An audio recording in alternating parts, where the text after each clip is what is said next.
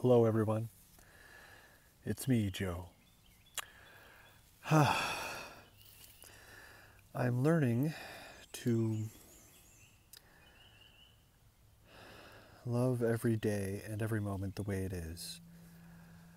I like to create habits, and I'm learning to create them in moderation. I like the practice of speaking to you in the morning after reading some inspiring materials, viewing images or videos, or reading books and poetry or blogs or whatever I find. I really love this practice, and what I'm learning is to accept whatever it is that I learn from my habit, my morning ritual, and to keep it easy and let it flow. To have days where I don't do it, or days where I do it differently. A strict schedule, morning ritual, evening ritual, whatever, doesn't suit me.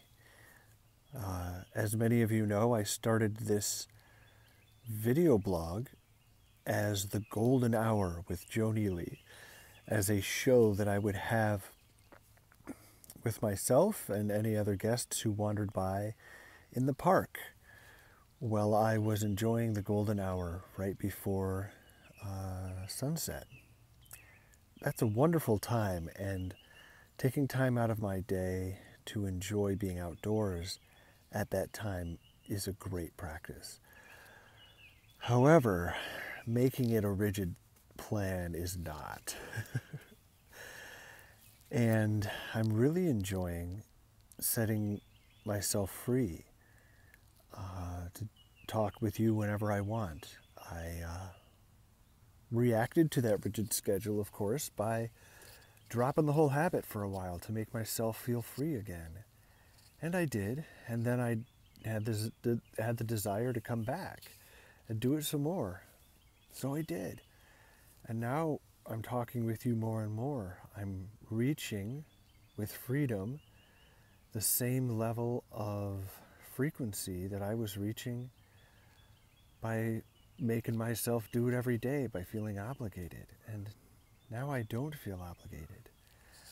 I'm most importantly cultivating and nurturing this practice by reminding myself I don't have to do it at the same time every day. I don't have to do it every day.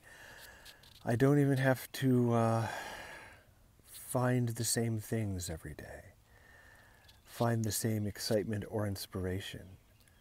Today I feel relaxed. You can probably hear it in my voice. I feel calm and almost a steady productiveness. When I read today, I consumed a great deal of information. I got a great way through my book, and I did not find one particular inspiration that would draw me through this video speaking with you. And I know that that is perfect. I know that that excitement and inspiration is really pleasurable for me. And whenever I get excited about my work that I do for my clients, whenever I get excited about the progress I'm having with the volume of work I do with you, talking with you is a kind of work. You know, whenever I get excited, I tend to jump in too hard and then get overwhelmed and back off. That's my pattern. The first step to healing is knowing what's going on. Awareness is the first and most important primary step to everything. If you feel sad, don't try to fix the sadness. Don't try to make it go away. Judging the sadness as bad is only going to make it worse. accepting your emotion and understanding the depth of it, understanding what triggered it, understanding how it feels in your body, understanding how it can connect you or distract you away from your true, full spiritual self.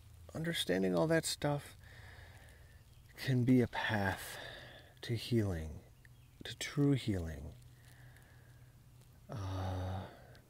Covering up something can only perpetuate it. Dare to be aware. That rhymes. It's a silly catchphrase, but that's what it takes. Dare to be aware. Don't just, cloud your emotions with activities, substances, attitudes, forms of entertainment that just cut you off from your full self, because that'll only make you feel worse. Ultimately, bad feelings come from that. Feelings we don't like come from being disconnected, because when we're connected, we can choose to have feelings that we do like. We can choose to have activities and new inspirations and new intuitions and new choices that bring us all the feelings and experiences that we like, that we choose. So, I am embracing what I learned from reading today and not finding something to share with you guys. I love that idea. I love making it a part of my morning. I don't know that I'll make it a part of every morning. Some mornings I may feel a need to get up and do something else. I may find a need to lay here and do something else. I don't know. Something that I like, something that works for me, doesn't have to work all the time. And I did learn something from my reading. I learned that certain days I have less of an emotional sugar high, less of an emotional excitement, and more of a steady good feeling that can last throughout the day. I just yawned. I'm still in sleep mode, even though I've been awake for maybe an hour. And there's a great pleasure to be derived from staying in sleep mode as much as, can be, as much as suits me.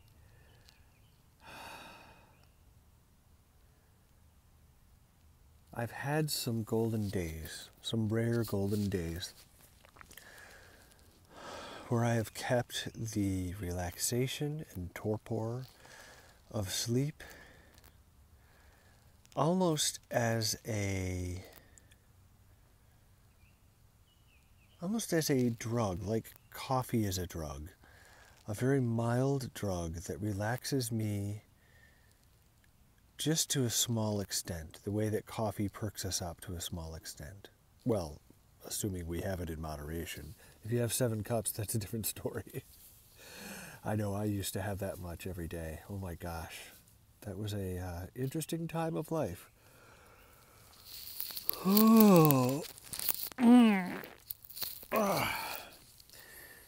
Instead of excitement and inspiration, I'm feeling pleasure and consistency and steadiness. For me, these are not my typical feelings, but ones I'm learning to trust. I know that jumping in and doing an intense amount of work very quickly, pouring all of my energy into a small space, I know that served me as a musician. Not so much as a music teacher. That's why I drank so much coffee. Steadiness, comfort, long-lasting all day, productivity and focus doesn't come from fight or flight. In fight or flight, you can focus intensely on something for a short period of time. I know I can pour all of my energy into something, and I choose professions which reward that. I have a writing profession right now where I pour all of my energy very quickly in just a few hours into my work, which can pay well enough in just a few hours that I can spend the rest of the day doing other things. Sometimes those other things involve distractions and escapes and games and other pursuits where I'm recuperating from pouring all that energy into a few hours of work. That's not necessarily a bad thing. There's no judgment to it. But when I feel it, I really want to enjoy slowness,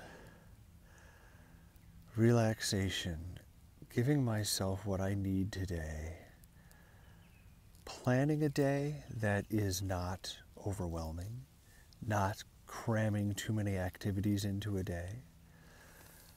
I have a desire to go to the Humane Society shelter and work with the animals, but I know that it's, a good 5 miles away. That's a good 45-minute bike ride. That'll use up a little bit of time, but also a lot of physical energy, and probably a good amount of willpower that it'll take me to, exert that physical energy. I would love to take that trip, but I don't have to take it today. I know that I also need to take a trip to the grocery store, and that I'd like to go in and find some social outlets in town. That's 3, maybe 4 different venues throughout the day, with all of the cycling that it'll take to go from one to the next. That's 15 or 20 miles. That's a big day. I have a deadline today, and I'd like to complete it as quickly as possible. I'd like to finish it, earlier in the day so my client can receive it and respond to it and maybe even give me some more work.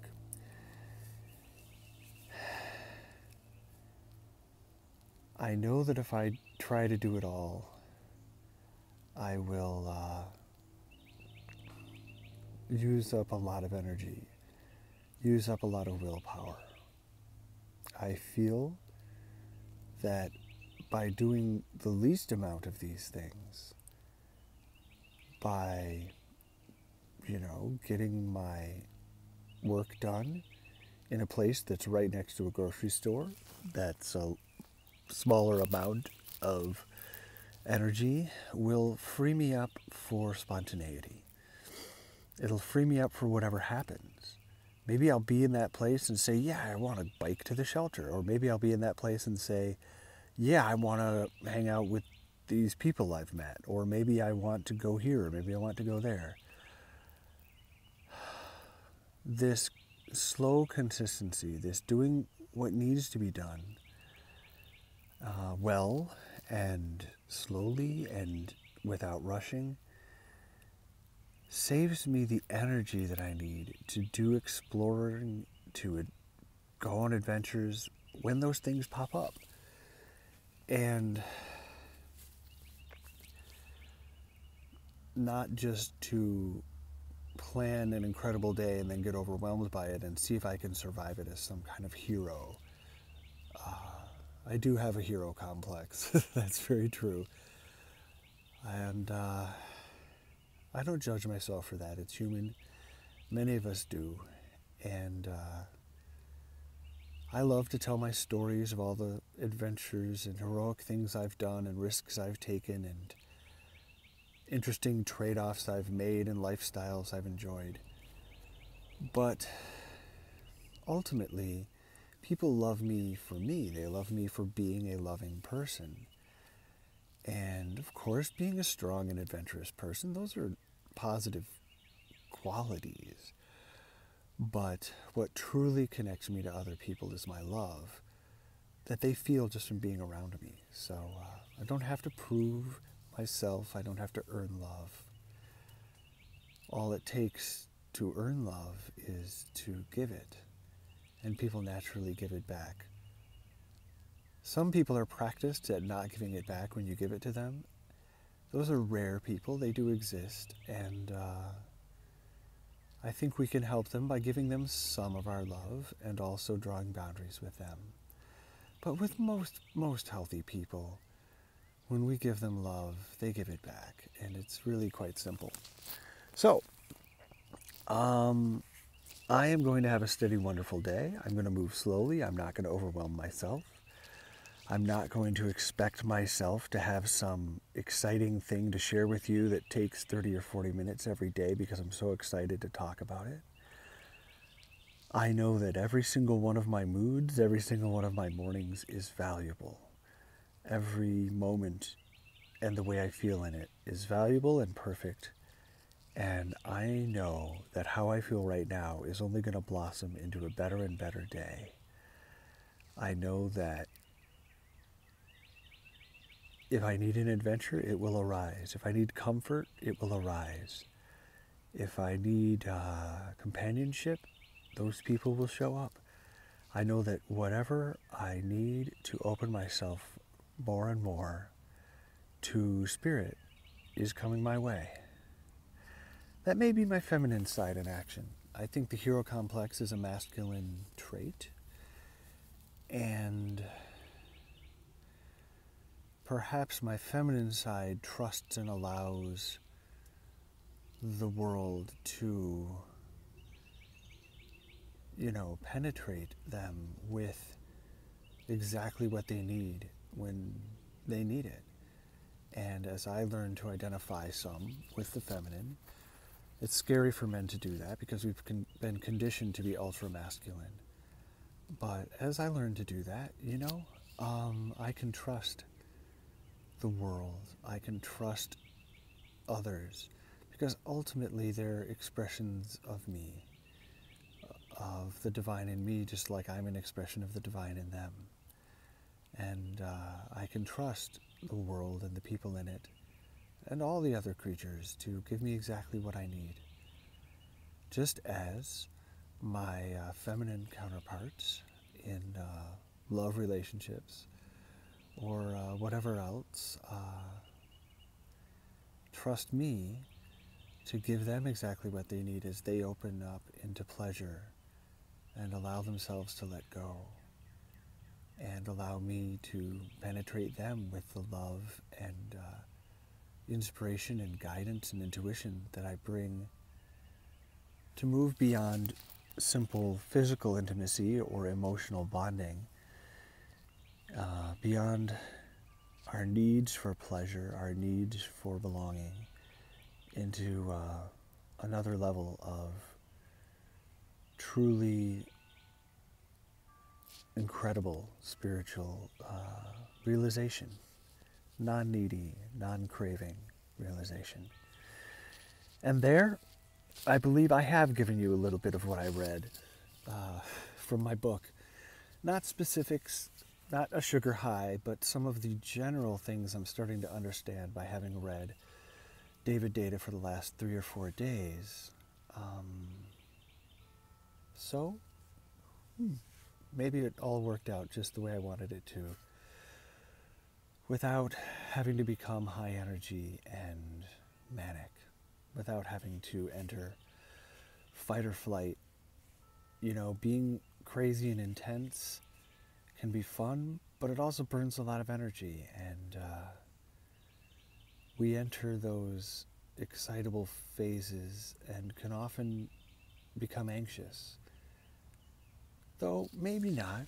Maybe there's another state beyond fight or flight where we're high energy and positive and not fearful, maybe there's a high energy companion to fight and flight of play and excitement and inspiration and living in the now, like a childlike, you know, instinct that is as intense and high energy as fight or flight, but,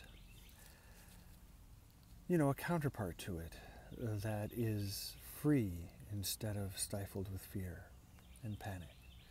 That being said, maybe the state I'm in right now of pleasure and slow, good feelings and trust and openness, maybe this is a, you know, healthy counterpart to deep depression or melancholy.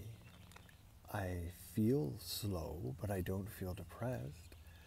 I'm smiling, but I don't feel, you know, excited. Maybe there's a slow, all-day kind of happiness that's a counterpart to the slow, all-day kind of depression. I don't know. These are my thoughts. I look forward to hearing yours on anything that I inspire in you, whether it's on topic or off. I love your tangents as much as I love mine, especially if you can show how they connected to something that I said that brought you there, and let all of us know how you are shaped, how you respond to all the things I'm saying, and all the things I'm sharing. So I'd love to know about your path. Share with me here on YouTube. It's kind of limited, so there's many other ways that we can share. The best way is joeneely.net/community. My last name, Neely, is spelled Neely, so you can find me easily. You can also see it in the channel name on this video. So check out joeneely.net/community for all the different ways you can connect with me, ask questions that I can answer, be it on the show or on the Facebook group. There's a lot of ways for us to interact that will make me